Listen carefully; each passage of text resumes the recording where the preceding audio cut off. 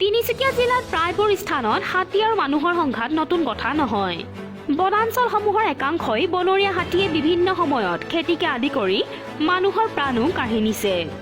তেনে সময়তে তিনিচুকীয়া জিলাৰ ডুমডুমাৰ বন বিষয়াৰ প্ৰচেষ্টাত আৰু ডুমডুমা পথাৰগাঁও ৰাইজৰ সহযোগত ৰাইজ মেল পাতি ৱাইল্ড লাইফ ট্ৰাষ্ট অফ ইণ্ডিয়াৰ বিষয়াসকলে উপস্থিত হয় বনৰীয়া হাতীৰ পৰা কিদৰে ৰক্ষা পাব পাৰি তাক লৈ বিভিন্ন ধৰণৰ প্ৰশিক্ষণ দিয়া পৰিলক্ষিত হয় আৰু ৰাইজক ডাঙৰ টৰ্চ লাইট 5টা বিতৰণ কৰে।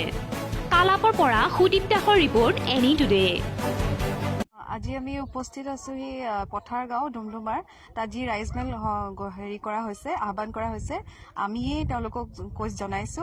আজি আমি এই জেগালৈ আহিলো মানে নিজে গোটেই জেগাখিনি দিনৰ ভাগত পৰ্যবেক্ষণ কৰিবৰ কাৰণে হাতীয়ে কেনেকুৱা অনিষ্ট কৰিছে, হাতীখিনি কোন ফালৰ পৰা আহিছে, তেওঁলোকৰ কিমান মানে নষ্ট হৈছে আৰু তেওঁলোকে নিজৰ ক'বলগীয়া গোটেই কথাখিনি আজি এই মেলখনত কৈছে।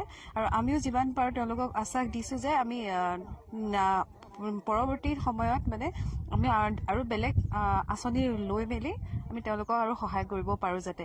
এতিয়া আমি আমাৰ লগতে ৱাইল্ড লাইফ ট্ৰাষ্ট অফ ইণ্ডিয়াৰ মানুহকো আহ্বান জনাইছিলোঁ এই মিটিঙৰ কাৰণে আহিবৰ বাবে। তেওঁলোকেও আহিছে, মানুহখিনিক বুজাইছে যে হাতীৰ লগত কেনেকৈ মানে সহবাস কৰিব লাগিব, হাতী আহিলে তেওঁলোকক কেনেকৈ ডিষ্টাৰ্ব নকৰাকৈ মানে কাৰো মাজত সংঘাত নোহোৱাকৈ মানুহৰ একো বেছি অনিষ্ট নোহোৱাকৈ মানে কামখিনি ভালদৰে হৈ যায় আৰু হাতী খেদোৱাও হয় আৰু মানুহখিনিও বাচি থাকে।